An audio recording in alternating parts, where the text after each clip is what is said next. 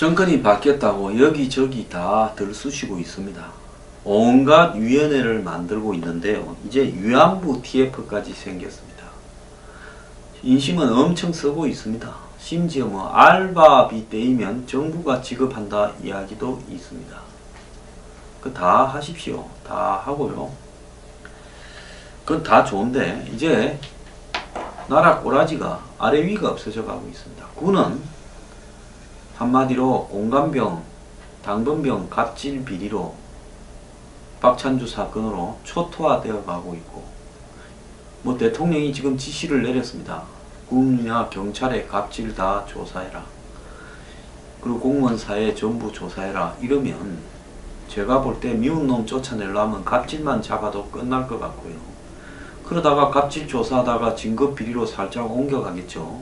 그러다가는, 왜냐면 갑질을 하는 이유는 내가 여기까지 오는데 들은 노력과 돈과 고생이 얼만데, 위에 사람 온갖 비 다 맞추면서 죽자고 노력해서 이까지 왔는데 내가 갑질을 안 할 수 있냐, 이런 심리가 바탕에 깔리고, 마누라가 죽도록 고생했으니 원스타 대우는 받아야 된다, 이런 심리가 깔려 있지 않겠습니까? 정도의 차이지 바닥에 있을 거라고 보고, 그거 걸어서 미운 놈 쫓아내려 하면 다 할 겁니다.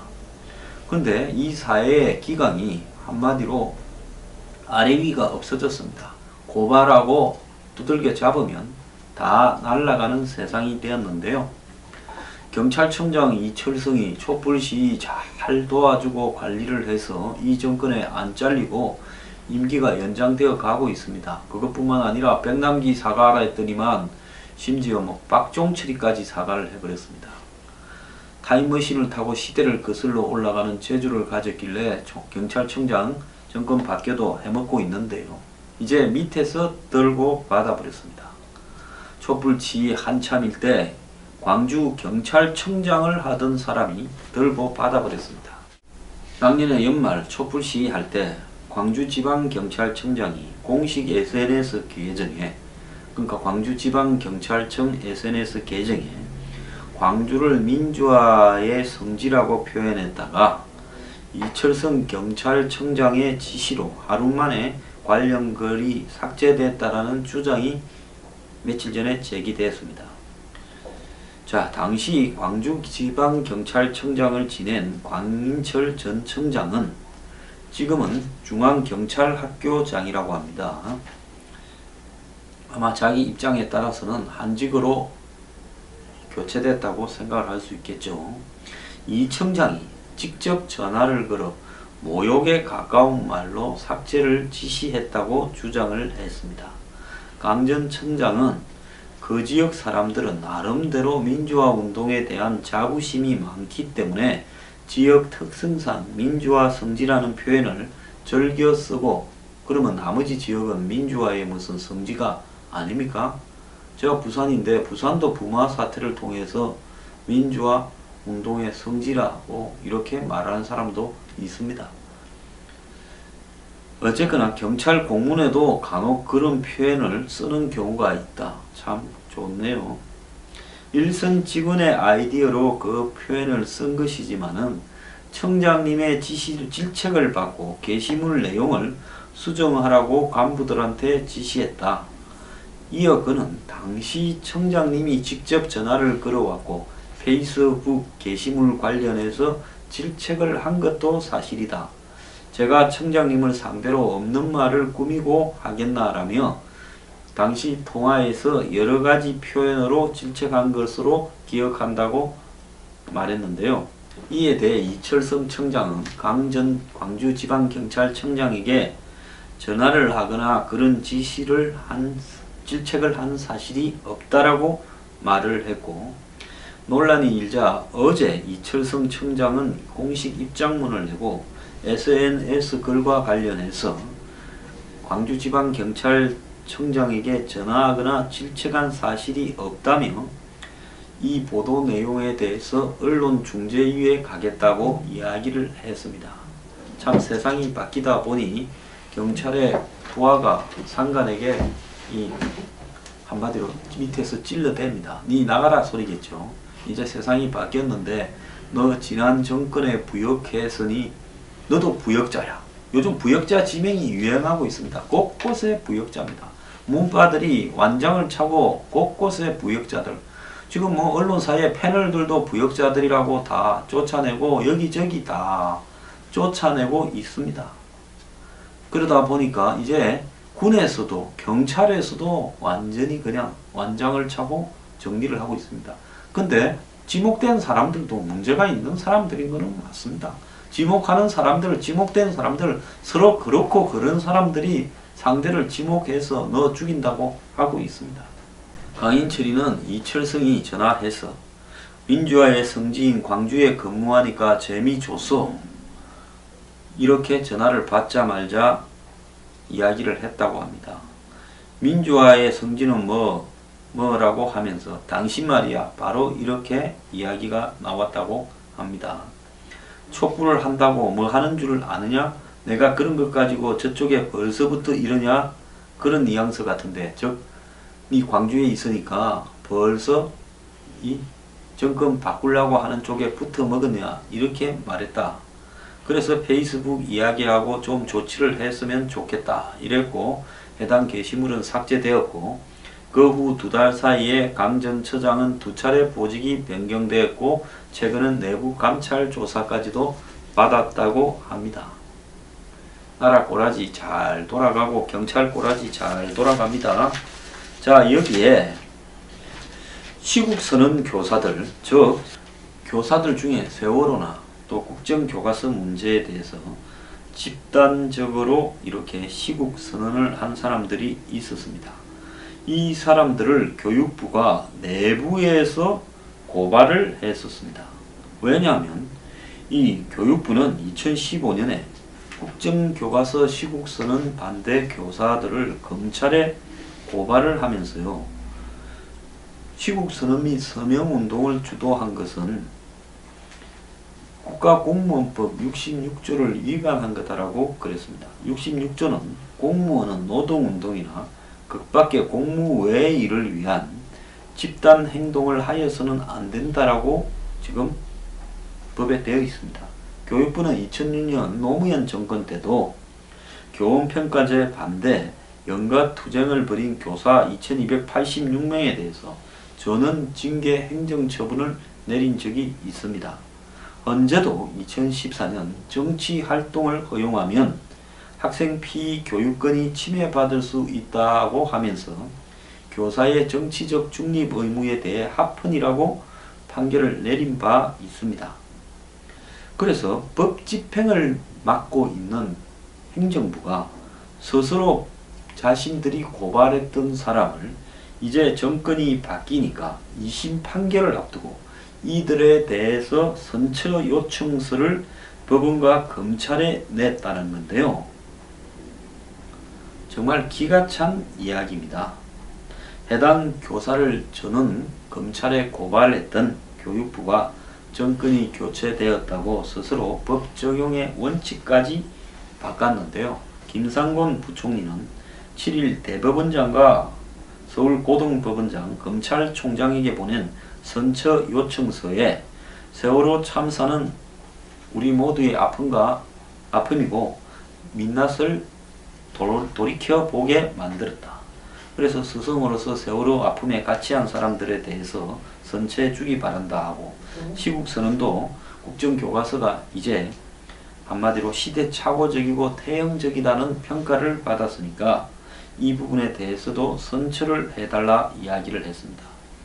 서울 이 교육부는 2014년 세월호 시국선언 교사 284명, 2015년 국정교과서 시국선언 교사 86명을 검찰에 고발했고 이 가운데 33명이 세월호에서 33명이 기소되어서 32명은 2016년 1월 벌금 판결을 받았고 8월 21일 2심 판결을 앞두고 있습니다.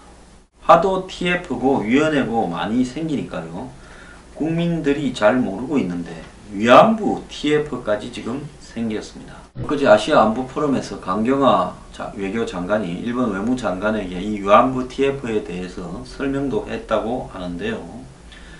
오태규라는 언론인 출신이 위원장을 맡고 다양한 분야의 민간위원과 외교부 관계자 9명으로 구성된 위안부 피해자 합의 검토 TF는 연말까지 활동을 하면서 박근혜 정부 시절 이루어진 위안부 합의의 문제점에 관해 사실관계를 확인 평가하고 결과를 공개한다고 합니다.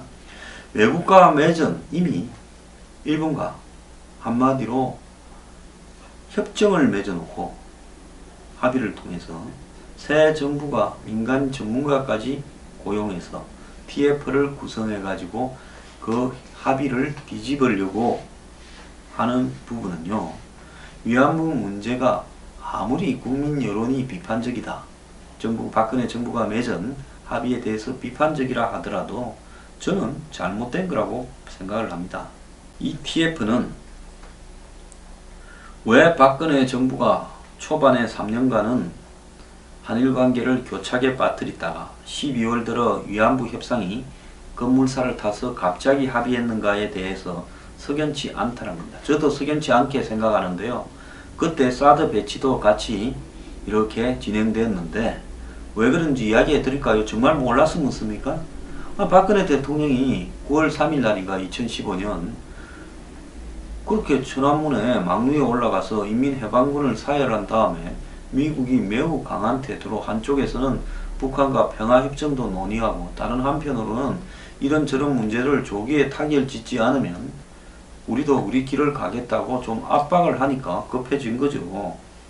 그런데 이 TF에 대해서 당시에 합의에 참여했던 외교부 관계자도 면담을 한답니다. 면담이 아니라 조사하겠죠. 또 피해자의 의견이 왜 수렴되지 않는가 해서 피해자 중심주의에 입각해서 위안부 할머니들도 만난다 그러고요. 또 협상에 관여한 이병기 전 청와대 비서실장 그리고 윤병세 외교장관들도 면담하겠다고 이야기를 하고 있습니다. 그래서 외교부가 합의 당시 제대로 이 홍보를 못해서 일본 측 입장만 이렇게 부각되었다라고 이야기를 하고도 있습니다. 이 TF에 대해서 일본의 관방장관은 합의를 착실하는 게 이행하는 것이 중요하다면서 불편한 심기를 보였다고 하는데요. 자, 이미 저질러진 일에 대해서 앞에 정권이 했습니다. 뒤에 정권이 다른 색깔의 정권이 들어섰는데 앞에 정권이 한 일이 불만스럽겠지요. 그렇다고 그것을 갖다가 사후적으로 뒤집어서 이걸 파헤쳐서 까발린다면 그런다고 일본하고 맺은 합의가 뒤집어집니까? 즉 사후적으로 자신들의 사고의 이념에 맞게 사후적 정당성을 억지로 부여한다고 그게 자기 만족일 뿐이지 국제관계가 뭐가 달라지겠습니까?